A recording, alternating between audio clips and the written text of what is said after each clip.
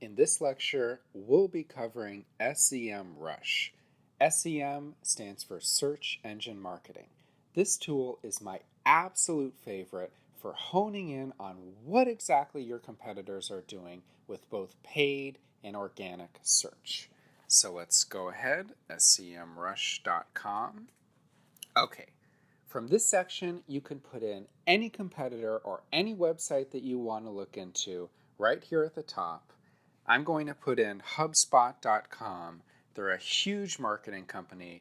They have a ton of paid and free marketing that they're doing on search. So let's walk through this treasure trove of information. Okay, right here on this first section, we see that there are about 2 million different visitors coming to HubSpot every single month. That is across about 842,000 different keywords that they're ranking for on search engines for free. Of course, not all search terms are created equal. The more buyer intent you have, the more higher value products someone might be searching for, all relate to how valuable these keywords are and the traffic you get from them. So right below keywords, we see the traffic cost, which means for SEMrush, how much it would take to buy that same traffic coming from the same keywords if you paid for Google Ads. We see that that comes to $8 million every single month that HubSpot is getting for free. To the right, we see their paid search. They have 7.9 thousand people coming from paid traffic across 473 keywords with an estimated traffic cost of about $67,000 per month. So this is really interesting. This tells us that HubSpot does like to wade into paid search, but not nearly to the extent they're trying to target free Google traffic. You can click on any of these things, which we'll get to in a bit if you want to drill down, but I also want to take you through the other huge amounts of data that SEMrush is showing us. They have a great backlink catalog. They even have Google display ads. Google display ads are a little different from the paid search ads you see. Sometimes a website owner will want to monetize his or her site, and they'll put banner ads that come from Google that we can see HubSpot is taking advantage of. So they have 190 total detected display ads.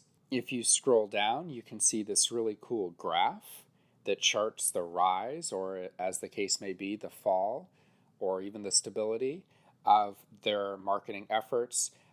We barely see the paid showing up because the organic, which is the free search engine traffic, is just so much more. But to the left, we can see a circular graph and chart of, okay, where is this traffic coming from? We see both in paid and organic. It's mostly coming from the US, but then it starts to diverge. They're paying for a lot of traffic in India. That's their second most commonly targeted paid section. Scrolling down further, we can see the top organic, which again is free keywords that they rank for.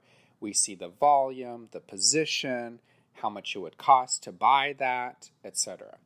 HubSpot being number one isn't that much of a surprise, but ranking detected in the first place for advertisement, that's huge. Motivational quotes, it gets a ton of traffic, but not nearly the same cost per click. If we scroll down, we can see competitors that we might not even know existed in our niche. This is going to look at how many keywords in common the biggest competitors have with HubSpot. So right away, you see popular startups that are working in this marketing space. Buffer, they do a ton of great content. They're ranking for a ton of stuff. Social Media Examiner, Kissmetrics, all these people are doing very similar stuff with HubSpot, and as a consequence, they have a lot of keywords in common. If you click on them, you can be taken to a similar page to drill down onto their keywords, their paid search, their organic search, etc. Scrolling down further, it's going to tell you how much of this traffic is branded and how much is non-branded. And what that means is it's not so interesting to some people if your competitor ranks for their own branded term, in this case, HubSpot and similar. But what this is telling us is the vast majority of traffic that they get, over 91%, is from non-branded searches. So whereas a branded search might be HubSpot or HubSpot CRM, a non-branded search term might be free CRM or CRM software. This helps you drill down because you're probably never going to want to try to rank for HubSpot unless you're doing one of those articles like, how do we compare to HubSpot? But for the most part, you're probably going to want to be competing on the actual non-branded terms such as free CRM and the like. Scrolling down, we keep going on with this bird's eye view. We have their top paid keywords, the biggest competitors that they have in paid. So we see, okay, Zoho is really going at it. They have a lot of keywords in common. Scrolling down further for this bird's eye view, we have a sample of the ads they're running, the backlinks, the anchor text that is the most common. What an anchor text is that blue link. The text in that blue link is different from the URL a lot of the time. This shows us how HubSpot is being cited. Then their biggest referring domains. We've got publishers, more text ads. Okay, now let's really get into the nitty-gritty. So we're going to scroll back up. We're going to click on this first organic search, 2 million different people every month, and we're going to drill down. Here we have an expanded graph showing the rise of HubSpot in organic rankings. We can see that not too long ago, they weren't doing nearly as well as they're doing now. This gives you a lot of hope. In a short amount of time, you can see a lot of success in this niche. Let's look at January 15. They were getting about 250,000 in terms of traffic. But today, almost 2 million, right?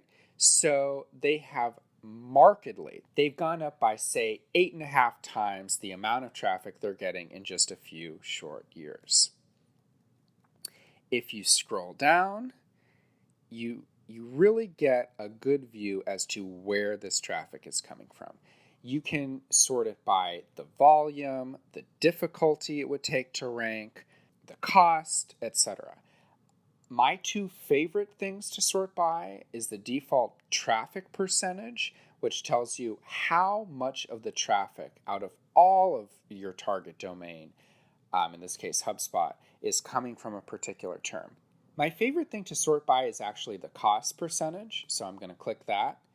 What this tells us is if you were paying for this traffic, if you bought ads on these keywords, and got these people to come through the paid ad section of Google, how much would that cost?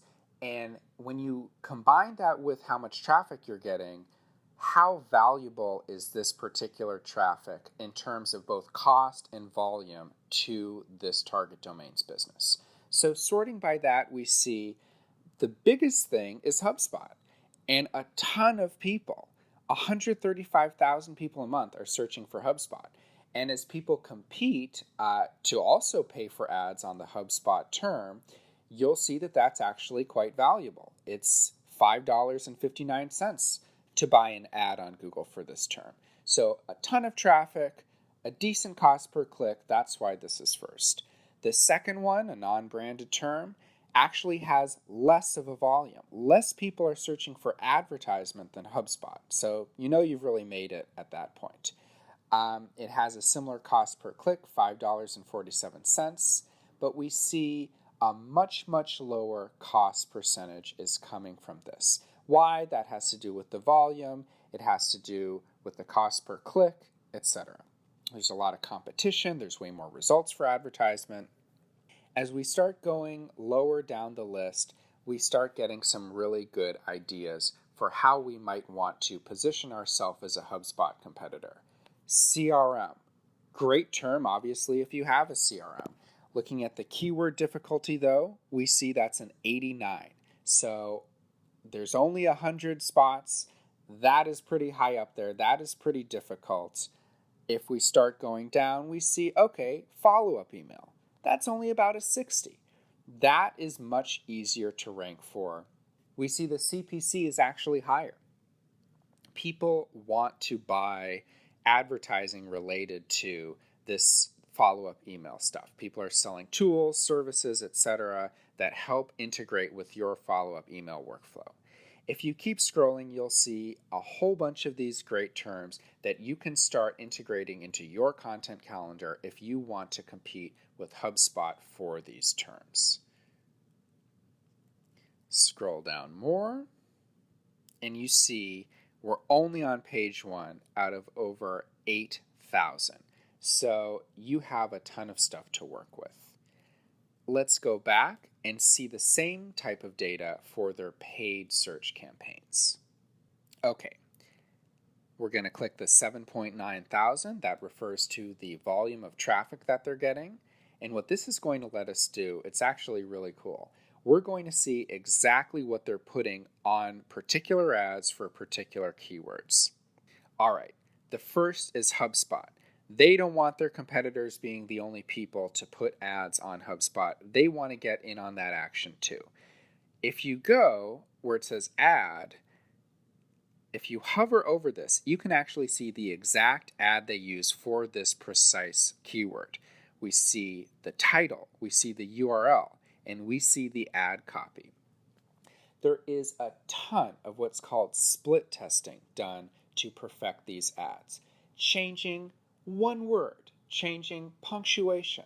All these things are done dozens of times, sometimes hundreds or more times, to get the highest converting ad copy and the highest converting keywords. But you're going to cut straight to the end of the line.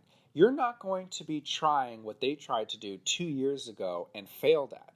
You're going to see their best stuff, their latest, most cutting edge stuff right here, right with the help of Semrush, so that you can get, hopefully, the fruits of their labor. After trying all those different dozens of variations, you're going to see what works best for them, because if you do a similar thing, if you're offering a similar product, this will hopefully work best for you too.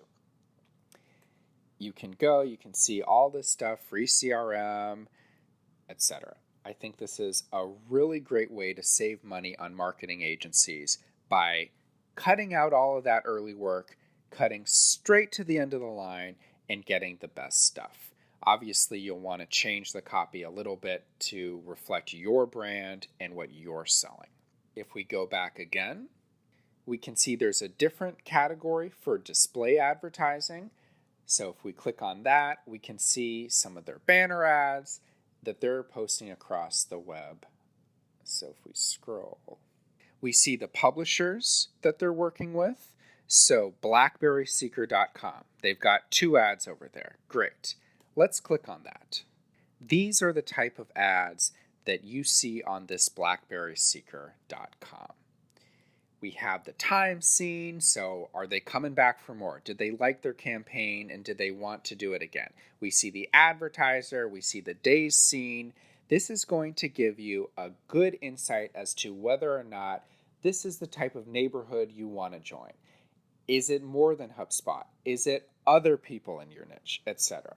So if we go back, we're going back to, of course, the HubSpot section of this display advertising. We'll see a breakdown by country, only 52% in the US. A lot of times other countries are cheaper in terms of how much it costs, although that's certainly not always the case. And you just might, in general, want to target local services elsewhere. You can see a breakdown of display ads by device. Only 20% saw these ads on the desktop. More even on Apple tablets than all the different desktop types. We see the publisher, and here, sample media ads. This is really cool. They spent a ton of time and a ton of work coming up with really cool banner ads, and you're going to see all of what they're doing that Semrush detected so that you can make similar stuff for your similar service. Want free marketing advice? It's in orange. I'm sure they've done a ton of testing to show that orange converts better than red, for example. Book a free assessment in a different color. It looks like a button. If you click on it, it expands it. It's saying when this was first seen, when this was last seen, how many days it was on there, the target URL, which you can of course go to and see their landing page. We're seeing the different domains that they published this ad on. This is a ton of great information. They are spending a ton of money to get this ad perfected, and you're cutting right to the end of the line to see what has been working best for them. There's also a backlink finder, so let's go back and check that out. A ton of backlinks, over 18 million. If you click on that, what we're going to get is a list of all the different websites that are linking out to HubSpot.com. We see there's over 75,000 referring domains, over 66,000 referring IPs. These help you to determine whether or not this is a whole bunch of links from a few people or the opposite, or somewhere in between. 97% of the links are followed links. That refers to whether or not these links carry authority or an endorsement as far as the Google algorithm is concerned. If you scroll down, you can see the anchor text of the link. You can see a whole bunch of good data. The first time the link was seen, the last time it was seen. If you're trying to do what's called a disavow file, which is when you tell Google, hey, we don't want this person's link to matter in terms of your assessment of our site. This is the case if you're getting a bunch of really spammy links from, say, gambling or prescription drugs, etc. You can easily add links that you don't want to a disavow log for easy submission to Google. If you scroll down more, you see a ton of links, a ton of good data about these links. You see when a link was lost. If someone formerly linked to you and just removed that link, hey, that might be a good time to reach out and say, why not link to us again? If you see a link was lost recently, you can investigate that. Why did you lose the link? Did the person delete that whole page? Did they just remove you? If it's a competitor, you can explore how you can get your link hopefully to replace the lost link of a competitor, etc.